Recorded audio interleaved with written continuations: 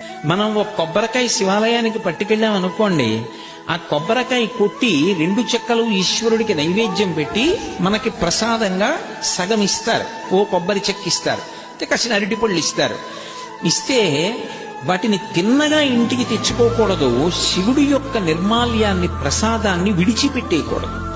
చాలా మంది తెలిసి తెలియక ఒక మాట అంటుంటారు, శివాలయం నుంచి ప్రసాదం తెచ్చుకోకూడదు అంటుంటారు. బాగా వినండి, శివాలయం నుంచి ప్రసాదం పట్టికెళ్ళి తీరాలి ఇంటికి. దాన్ని గోడ మీద పెట్టేయడం, నంది దగ్గర పెట్టేయడం, అటువంటి పిచ్చి పనులు చేయకూడదు. ప్రసాద తిరస్కారము బహుదోషము. ప్రసాదాన్ని తిరస్కరించకూడదు.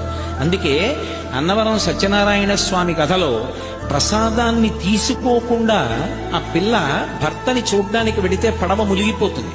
ఒక కథలో ఏమిటి, ప్రసాదం తినకపోతే పడవలో ముంచేసేటంతటి పైశాచికవాదా పరమేశ్వరుడు? అంత పైశాచిక మనస్తత్వం ఉన్నవాడా? కాదు. ప్రసాదము అంటే అనుగ్రహము, ఈశ్వరానుగ్రహము ప్రసాదం రూపంలో లోపలికి వెళ్ళి అందులో 6వ వంతు మనస్సుగా మారి మనకున్నటువంటి సమస్యలకి కావలసినటువంటి పరిష్కారం అదే మనసులో బుద్ధి నిర్ణయించి ప్రచోదనం చేస్తుంది. ఆ ప్రసాదం లోపలికెడితే సమస్యకి పరిష్కారం లోపల పుడుతుంది.